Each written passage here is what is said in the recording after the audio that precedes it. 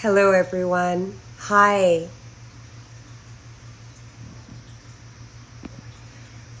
I have had an intention to go live for the past 1 month. And I'm not sure. I want to start doing very regular lives, and I'm not sure why. I would always find an excuse to do it. And I had decided that I was going to start this week and start today. I had scheduled something for 9 o'clock, and I noticed that I started doing other things just to avoid it.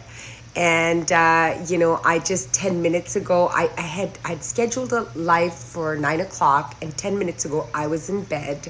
I was lost in this thing that I do where I wake up at 6 a.m. and I write, and I just go into these holes, and I'm having like so much fun or whatever. I forget what time it is, although I didn't. I knew that 9 is coming, and I kept working. And I'm here right now. I just ran out of shower. I haven't dried my hair at all. It's in a ponytail, and it's in a bun, and I'm getting ready for my workout, and I've just gotten here in the nick of time, and I was making all types of excuses. Of course, my team had to set things up for me to do this as well. But I'm here right now because I'm extremely interested in keeping the word with myself. And that's what my life right now is about too. It's about keeping my word with myself. And it's almost like every time if I make a firm decision, sometimes it's just like a little plan. Like I've had this plan for 12 months. But if I've said, on Thursday morning at 9 o'clock, I'm going to go live. And for example, right now, I don't feel 100% camera ready, and I'm not going to do that with the lives. I'm just going to be like wherever I'm at, whatever position I'm at the time that I schedule it, I'm going to do a live from there in that moment. And here I am, and keeping my promise to myself. And what I have understood about keeping promises to myself is that it becomes the base, the core of everything that I do. Guys, enjoy this painting that my mom made. It's just so beautiful. I don't think you guys can see it, but it's got all of this depth, and it's got some see it in its pure form, in the sense that it has things that are elevated or not, and then also there's gold in it at different places. It's something that I asked her to make for me after our trip to Hawaii, and she did this gorgeous thing, and I can see this from my bed, so I really enjoy it. And of course, I have these gorgeous views of the outside and the pool every time I wake up. And I don't know why I wanted to share that with you, because I'm not here usually when I do my work. But what I want to share with you is that I have a talk coming up tomorrow, and it is about emotional intelligence. And I would love to, I'm going to open this up. Just want to say here that anybody who's coming up, if you have questions, ask me. But in the meantime, I'll just offer this, that the talk is on emotional intelligence and how to create the relationship that you've always dreamed of. And what I'm going to say about that is something I'd like to share with you guys, because I don't know how many of you will be able to make it. It's a free talk. If you want it in the chat, please write a free talk, and then I'm going to have my team send you a link.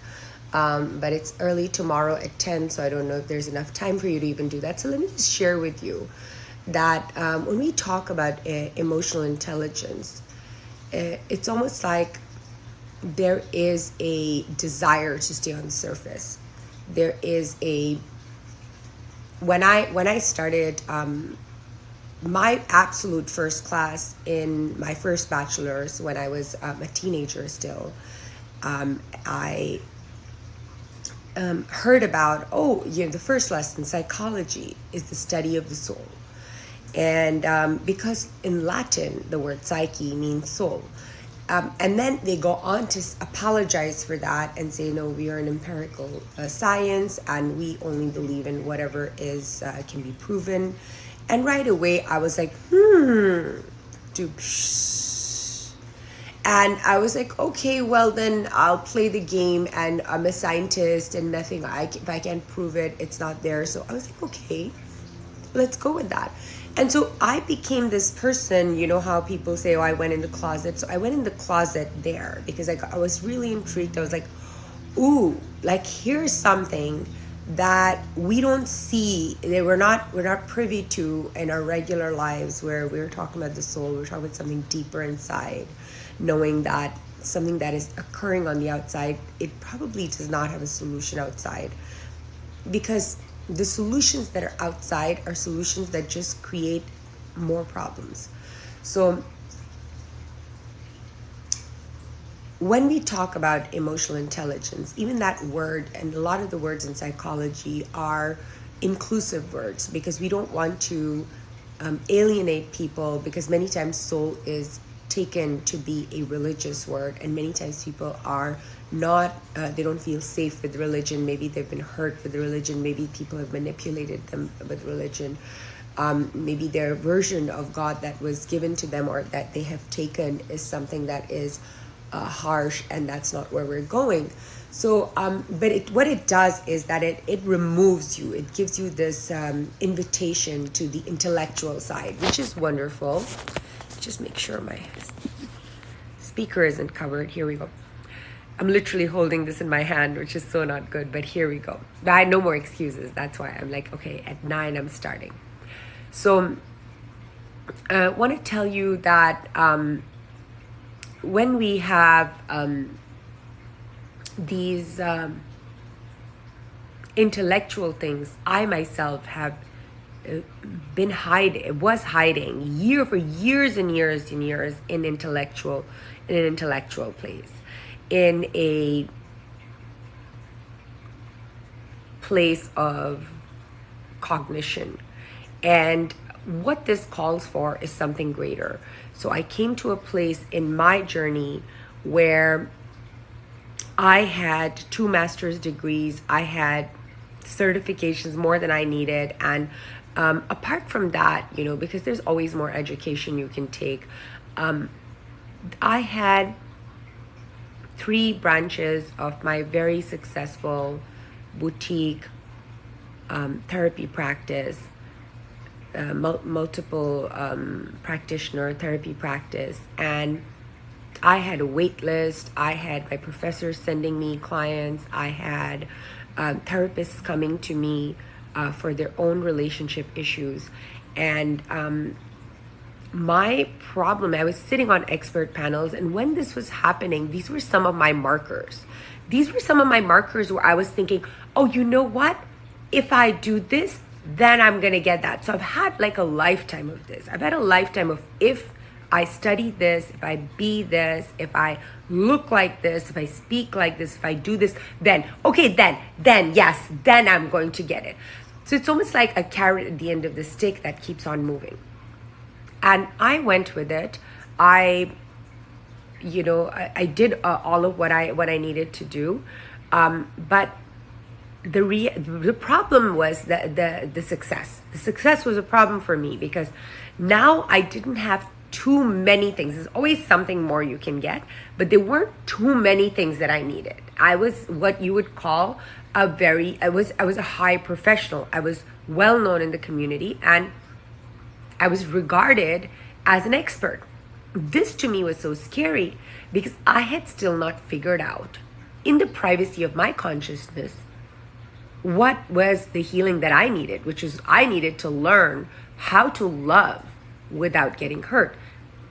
A promise that I had made myself since I was 9. And understand, when I say how to heal, how to love so that you don't get hurt, this is not just about romantic love. This is about love, because as a child, I didn't even have that type of stuff going on. But what I did have was love for my parents, for my siblings, for my friends. And I was a person who would get hurt in love, but I also was a person that if you told me just don't love, like I'd be like, okay, then what is there to life? Because I always knew, I had this knowing, almost this marker, that I am here to love people. And so, but loving was very harsh. So I would always have some type of boundary. Like, I love you, but I'll leave a little bit behind. I'll leave a little bit for me, just in case I get hurt. Dress rehearsing for tragedy. Dress rehearsing for tragedy. And what happens with dress rehearsing for tragedy is that we accidentally manifest or create or invite exactly what it is that we are scared of. Why? Why do we do that? Why don't we invite what we're not scared of and what we want? Because our universe, our world, God, whatever, our consciousness will create what we give the most amount of energy to. And the reality of life for all of us as humans is that we are primal beings and we are wired to protect. We are wired to be people who are defending. So our defense mechanism comes up like right away, without us wanting to, without us thinking about it, as a matter of emotional, psychological protection. It just launches. And everything that we want is on the other side of that protection. Everything that we want is on the other side of that protection. Now, the biggest mistake that we make as psychologists, as people who are working deep work, is that we sometimes berate those defense mechanisms that actually help us survive enough that we can have the conversations to augment our experience. So it's like, don't bite the hand that feeds you, whatever you want to call. You are here, I am here because my defense mechanisms worked. However, so when I want to upgrade from them, I don't turn around and berate them. I don't say that